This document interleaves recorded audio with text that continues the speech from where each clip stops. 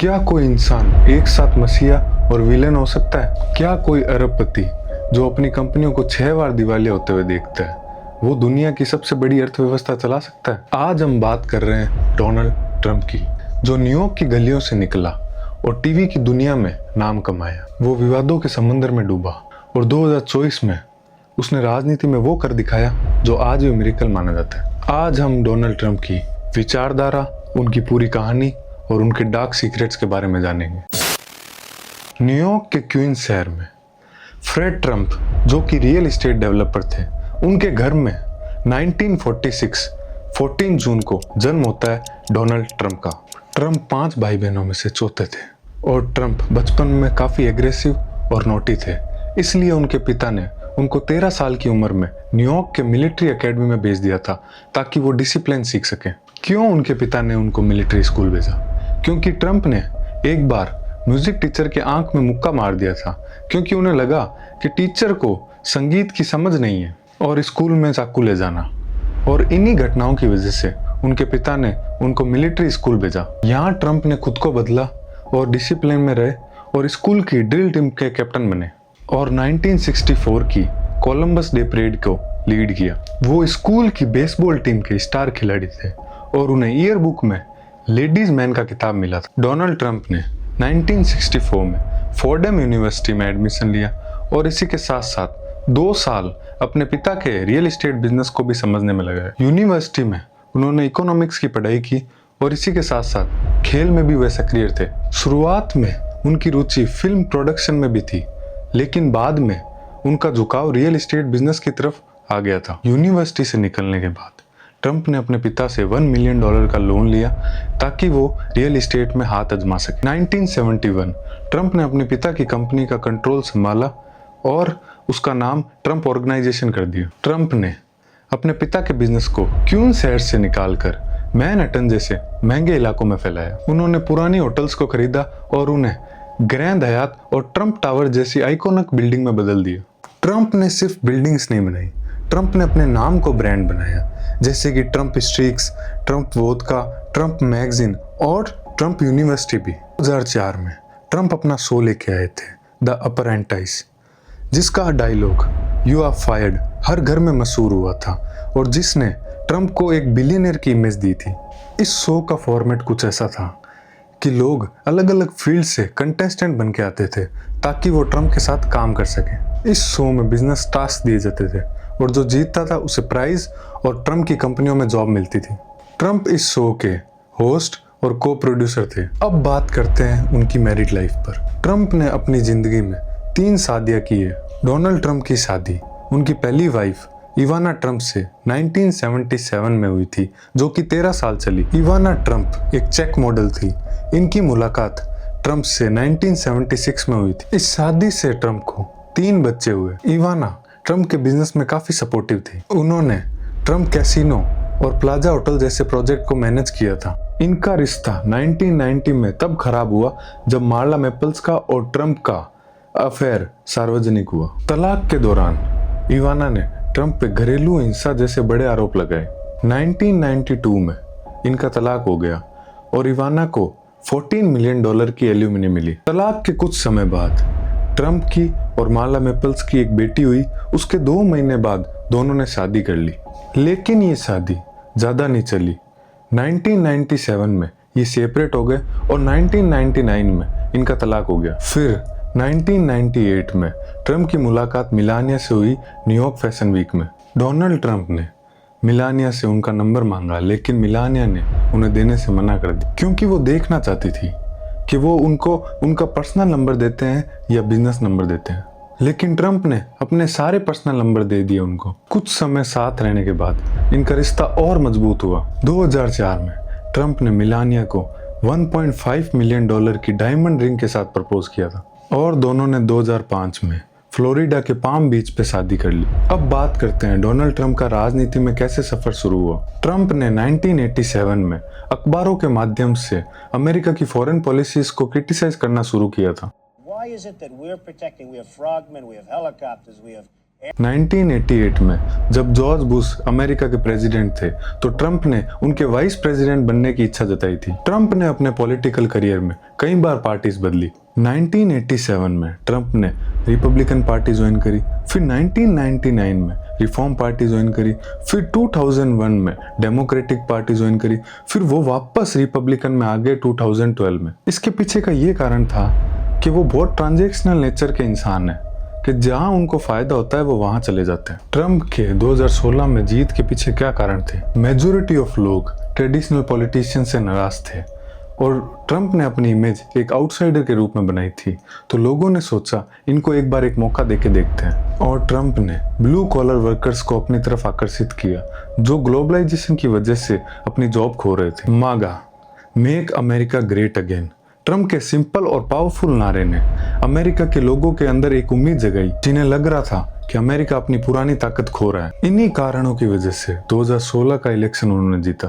Trump 2020 का चुनाव क्यों आ रहा है, इसके पीछे क्या कारण थे? 2020 की कोविड महामारी को जिस तरह उन्होंने संभाला उसकी वजह से उनकी काफी आलोचना हुई। लोगों को लगा कि उन्होंने इस पैंडेमिक को इतना गंभीरता से नहीं लिया, जिससे उनके कई वोटर्स नाराज हो गए। और अमेरिका में हुई रेशियल टेंशन और उसमें उनकी चुप्पी और कुछ बयानों की वजह से लोगों में नाराजगी थी। और ट्रंप के पहले कार्यकाल में अनएम्प्लॉयमेंट रेट 14% तक पहुंच गई थी। इसके अलावा कई कारणों की वजह से 2020 का चुनाव ट्रंप हार गए थे।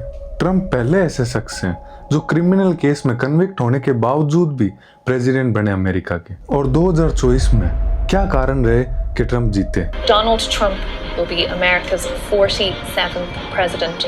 इलीगल माइग्रेंट्स को अपना चुनावी हथियार बनाया तो इससे वहां के वोटर्स का उनको सपोर्ट मिला। इसके अलावा बाइडेन काल में महंगाई बढ़ गई थी तो इसका ट्रंप ने काफी फायदा उठाया इलेक्शन में और ग्रामीण क्षेत्रों से भी ट्रंप को काफी सपोर्ट मिला। ये वो सारे कारण थे जो दुनिया को दिखाए जाते हैं, लेकिन इसके पीछे इनके जीत का तरीका वो 500 साल पुराना है। पॉलिटिकल साइंस में एक थिंकर हुए थे निकोलस मैकियावेली, जिन्होंने अपनी किताब में द प्रिंस में बताया था कि राज कैसे किया जाता है। आज की पॉलिटिक्स में ट्रंप वो ही फॉर्मूला इस्तेमाल करते हुए दिखते हैं। मैकियावेली ने कहा था कि एक राजा को शेर की तरह ताकतवर और लोमड़ी की तरह चतुर होना चाहिए। ट्रंप लोगों को अपनी शेर जैसी इमेज दिखाते हैं, लेकिन पर्दे के पीछे वो लोमड़ी की तरह चतुराई का इस्तेमाल करते हैं। मैकियावेली का एक मशहूर सवाल था कि राजा को लोग प्यार करें या उससे डरें। इस पर उनका जवाब था कि डरना बेहतर है। ट्रंप ने कभी सबको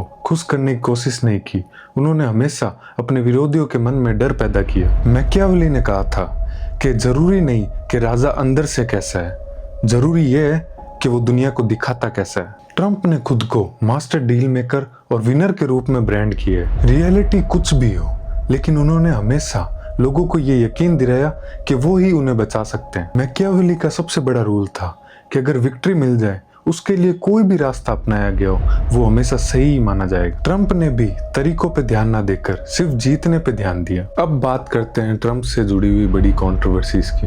ट्रंप और रशिया का रिश्ता आज का नहीं है।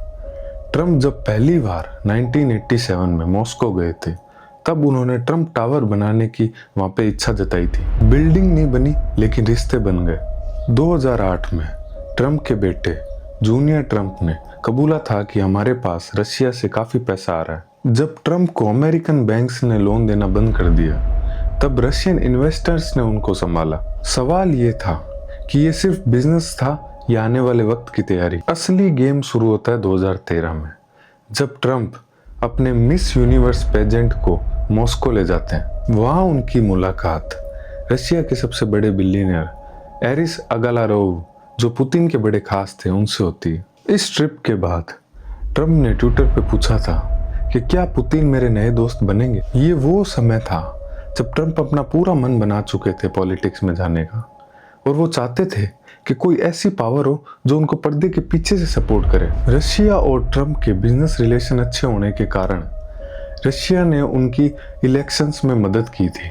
ये दावा था अमेरिकन इंटेलिजेंस का। जैसे कि रशिया ने हिलेरी क्लिंटन के ईमेल्स को हैक करके और उनके खिलाफ सोशल मीडिया पे फेक न्यूज़ फैला दी ताकि ऐसा इंसान प्रेसिडेंट बने जिसके रिश्ते रशिया से अच्छे हों। इस पूरे मामले की जांच करने के लिए इन्वेस्टिगेटर रॉबर्ट मुलर को चुना गया। उन्होंने साबित किया कि रशिया ने इंटरफेयर किया था इलेक्शंस में। ट्रंप का कहना था कि ये सारे दावे उनको बदनाम करने के लिए किए जा रहे हैं और वो अपनी मेहनत से जीते हैं। Epstein file connection. ट्रंप और जेफरी एप्स्टीन की दोस्ती की शुरुआत 90 के दशक में हुई। इनकी दोस्ती की शुरुआत में ये दोनों साथ देखे जाते थे प्राइवेट पार्टीज में और प्राइवेट जेट्स में। 2002 में ट्रंप ने एक मैगजीन को दिए गए इंटरव्यू में एप्स्टीन को एक शानदार इंसान बताया था और ट्रंप ने मजाक में कहा था कि एप्स्टीन को भी उनकी तरह कम उम्र की खूबसूरत महिलाएं पसंद है। ट्रंप ने एप्स्टीन के जेट में कम से कम 7 बार यात्राएं की थी। हाल ही में जारी हुई एप्स्टीन फाइल में ट्रंप का नाम कई बार आया है। इन सभी दावों को ट्रंप ने बेबुनियाद बताया है और कहा है कि हमारी दोस्ती में 2004 में ही दरार आ गई थी। इसके पीछे उन्होंने 2 मुख्य कारण बताए कि पहला, रियल एस्टेट की लड़ाई। फ्लोरिडा में हवेली की ऑक्शन के दौरान इनके बीच में अनबन हो गई थी। ट्रंप की टीम का दावा है कि एप्स्टीन को उन्होंने एक क्लब से बाहर इसलिए निकाला था क्योंकि उन्होंने एक मेंबर की नाबालिग बेटी से बदतमीजी की थी। 2019 में एप्स्टीन को फिर से गिरफ्तार किया गया सेक्स ट्रैफिकिंग मामले में और ट्रंप ने साफ साफ कह दिया था कि मैं इसका दोस्त नहीं हूँ। 2006 में ट्रंप की मुलाकात एक adult film star stormy Daniel से हुई थी। स्टॉमी के अनुसार उस रात को ट्रंप ने उन्हें डिनर पे बुलाया था और उसके बाद उनके बीच में यौन संबंध बने थे। हालांकि ट्रंप ने हमेशा इन दावों को गलत बताया है। असली बवाल शुरू हुआ 2016 में। ट्रंप को ये डर था कि ये कहानी अगर बाहर आ गई तो उनकी इलेक्शन से पहले उनकी छवि खराब हो जाएगी। ट्रंप ने स्टॉमी डैनियल्स को अपने वकील माइकल कोहेन से $1,30,000 दिलवाए ताकि वो मामला दबा सके। विवाद पैसों का नहीं बल्कि उसको छुपाने के तरीके का था। ट्रंप इस मामले में दोषी माने गए क्योंकि उन्होंने इस पैसे को लीगल एक्सपेंस की तरह दिखाया जो कि बिजनेस रिकॉर्ड्स में हेरफेर माना जाता है। अब बात करते हैं ट्रंप की कैसीनो वाली कंट्रोवर्सी की। 90 के दशक में ट्रंप ने अपना सपना पूरा किया।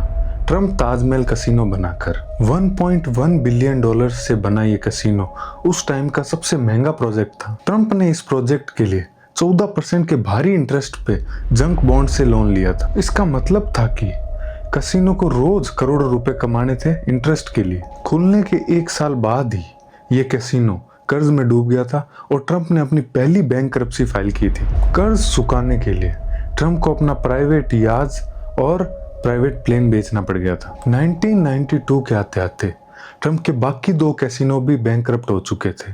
अब दुनिया को लगा कि ट्रंप अब खत्म है। यहाँ से शुरू होता है ट्रंप का असली गेम। 1995 में ट्रंप ने अपनी सारी प्रॉपर्टीज मिलाकर एक पब्लिक कंपनी बनाई जिसका नाम था Trump hotels and casino resorts. उन्होंने इस कंपनी के शेयर्स बेचकर अपना $88 मिलियन का लोन इस कंपनी के नाम कर दिया। कंपनी हर साल कर्जे में रही लेकिन ट्रंप ने अपने आप को $44 मिलियन की सैलरी और बोनस देकर अपने आप को प्रॉफिट में रखा। ये कंपनी ट्रंप के नाम से थी तो ट्रंप इस कंपनी से अपने नाम की ब्रांडिंग फीस भी लेते थे। 2004 में और 2009 में कंपनी फिर से बैंकरप्ट हुई और इस बार ट्रंप ने अपना बोर्ड से इस्तीफा दे दिया। लेकिन तब तक ट्रंप अपना सारा पर्सनल रिस्क दूसरों पर ट्रांसफर कर चुके थे। कंट्रोवर्सी ये थी कि जब कंपनी डूबी तो हजारों मिडिल क्लास शेयर होल्डर्स ने अपनी सेविंग खो दी थी लेकिन ट्रंप ने इस नुकसान का इस्तेमाल करके अपना 18 साल तक टैक्स बचाया। डोनाल्ड ट्रंप हीरो या विलन, अब ये डिसीजन आपका है।